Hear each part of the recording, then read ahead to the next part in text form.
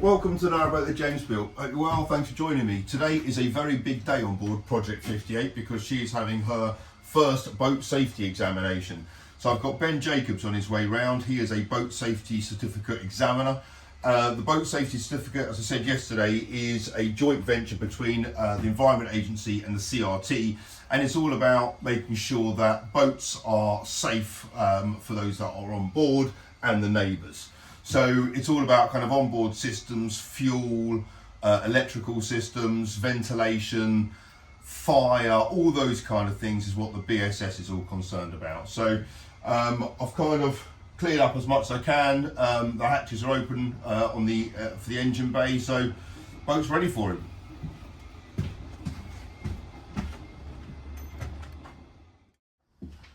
Okay, well that was quite a thorough test. Ben was here for about an hour and a half, 2 hours. So he's assessed it in its current situation, i.e. no batteries on board, there is no gas in the gas cans, so he's kind of assessed it, and there's no wood burning stove or anything like that, so he's kind of, you can only assess it as it is. It's failed, so that's the which I kind of thought it might do. I'll explain in a minute what it's failed on, but I can redo a couple of these bits. It's only failed on 3 points, so I can redo them, and that's what I need to do. I need to redo them, and then he's going to pop over next week, and then, or once they're done, and then reassess them, make sure they're all compliant, tick them off, and then it will pass. So, and then once that's done, obviously I can get the license and insurance. So it's not far off being passed, which is fine. And then it will be valid for 4 years. And that's where kind of a bit of a risk is, because I remember doing this on slow patrol, got the BSS done when there was basically nothing in it, and by the letter of the law, that is sufficient. What you should do though, and what Ben was relieved to hear that I was planning on doing, is once the boat is all fitted out, then I will get him back and do a whole new BSS survey, as opposed to just kind of coming to reassess it. Because he'll need to make sure that all the lithiums are correctly installed, all the electrical systems are properly done, all the fuel lines are properly done, all the stoves installed correctly and everything like that.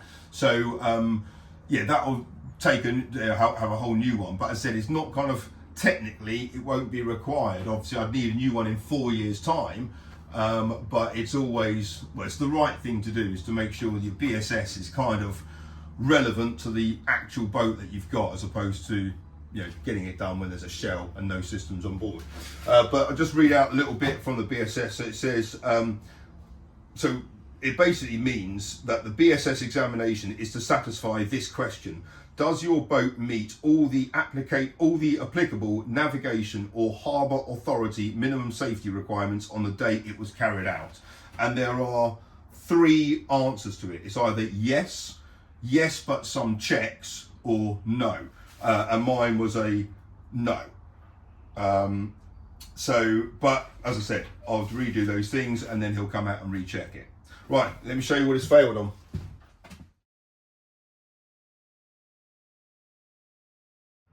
Right, apologies for the shadows, but the first 2 faults are in here. So the first one is the fuel filter here.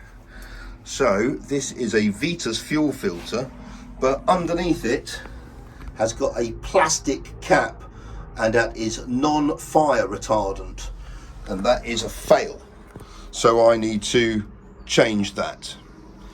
The second fail is this extra diesel line, which was for the Makuni diesel heater. Obviously that's all been disconnected, but it needs to be capped off. And he suggested that I cap it off. I questioned Ben about just turning it off at the tap, and he said that is not compliant to do that because the tap has a handle to it. If it was a tap without a handle, and therefore you needed a tool to open or close the tap, then he said that would be fine.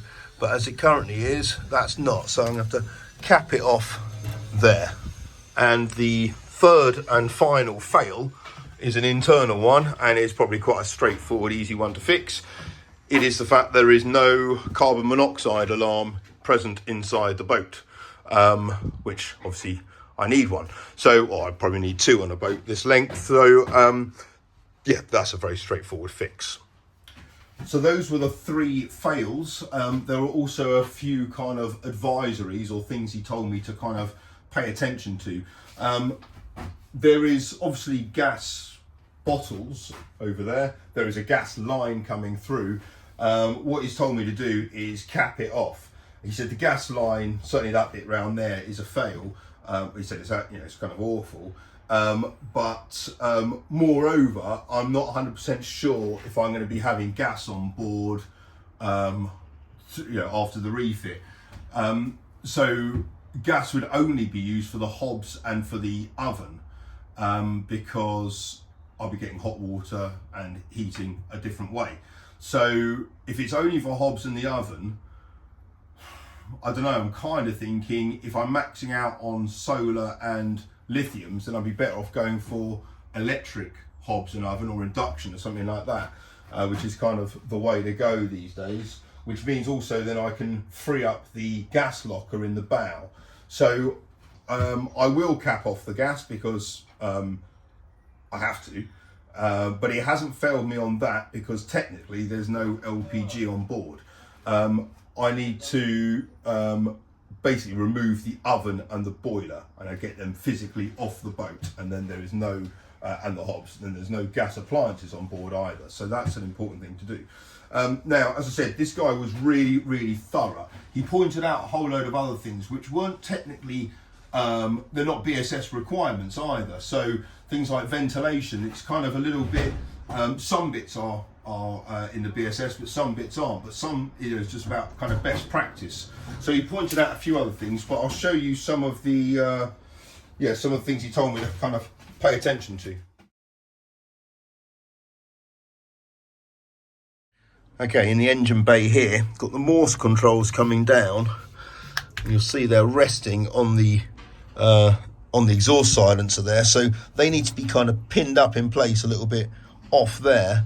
Obviously they've always been like that because there's no way of pinning them in place before, but as kind of Ralph said a while ago, this engine has barely been run, so, and the exhaust doesn't look like it's heated up much at all, so I'm gonna have to pin them up. As I said, it's not though a requirement of BSS, it's just good practice.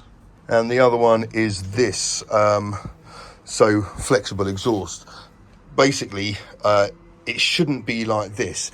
It should be, the reason he's kind of explaining that this should only kind of work on a horizontal bend, not a vertical bend like that with also 2 bends in it. He said this will fail eventually, not fail BSS, because it's not a requirement, but he said it will just kind of break. It's not designed to be like that. So he said for me just to kind of keep my eye on that.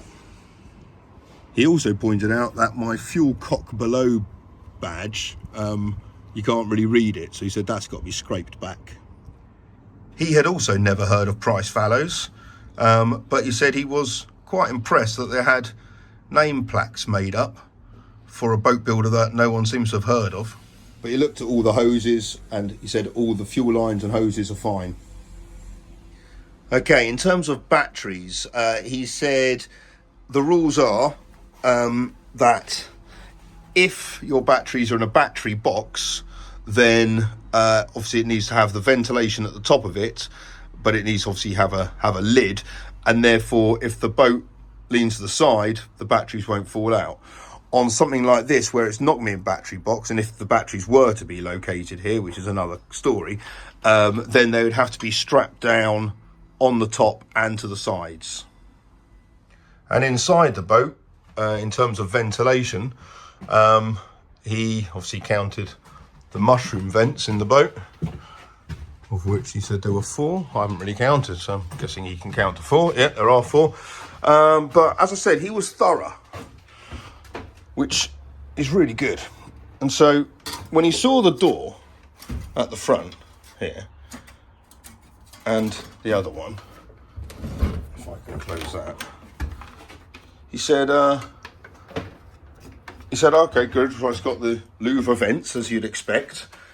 And then he said, just unscrew it for me, So I unscrewed it and realised the actual apertures are way too small for that louver vent to actually work at all. And door ventilation is really important. And bear in mind, this boat has had some previous BSSs carried out on it. I find it quite interesting that this one's been picked up this time. I know things change, but that hasn't. But it's been kind of also pointed out that the stern doors don't have any vents on them at all. So I need to make some holes in there. He also said that my battery isolation switch badges, which I didn't even know were there, are in the wrong place. They should be mounted there, which is where the actual isolation switches are going to be. Right, next up, in terms of fire extinguishers. So they're all old, 2003, which is when the boat was built, but they're all in the green. So he said there's no reason to kind of fail on these. But he did say the rule is they've got to be visible, and you need them kind of in different parts of the boat. So you need one at the back, and you're going to need one midships, and then one in the bow. And the fire blanket needs to be in the kitchen. But so he said, you know, it's all I got all those bits, so he said that's all right, but that's the positioning for them. So there we go. Those are all the major kind of minor faults that Ben found. I did want to pick his brains about a couple of things. The first thing was lithium batteries and battery storage, certainly in the engine bay and inside. So because I've heard kind of conflicting stories about this, so it's kind of best to hear it from the horse's mouth. At the moment, there is no BSS requirements or anything over and above normal requirements for battery storage for lithium. So you can put them outside, you can put them inside, and they can be on the swim. I have heard that they need to be above water level, which means the battery box needs to be above the swim. But yeah, he said at the moment there is no BSS directive on lithiums for kind of domestic use, or indeed those kind of power packs. He said there's no kind of rule as to where they need to be stowed away and stuff.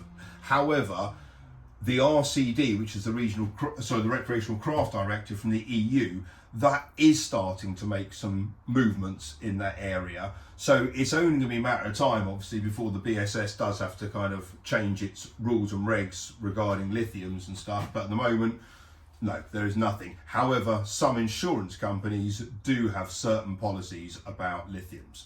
So you do need to be checking with insurers if you do have lithiums on board. And then the other thing is about batteries. You can have AGMs and lead acids inside the boat as long as it's vented properly, and you can have lithiums outside the boat as long as the lithiums are able to be discharged and charged at the right kind of temperature ranges, because obviously when the canal freezes and it's -5 or whatever it might be, you need to make sure that's not going to damage the battery. So yeah, it's a bit of a moving feast, this, as technology improves and changes, so will the BSS requirements and stuff. But I've got to say, I was really happy with Ben. He kind of really explained everything well. I said he's really thorough, which is great. Bear in mind it's a shell and he knows it's going to be changing to something else, but he's still really thorough with it. So I've got a few bits to sort out. I will then call him back in a couple of weeks' time, or in a week's time, whenever it is, and then get the boat passed, and then as I said, once fit out's done, then get it re-BSS'd. That is the way to do it. Anyway, I hope this has been informative. Thanks for watching. Until tomorrow, take care. Bye bye. This is Ben's details. He lives on a boat not far from here, so he knows his stuff. Anyway, if you need a boat safety examination on your boat, then get in touch with Benjamin Jacobs. Go boating, stay safe.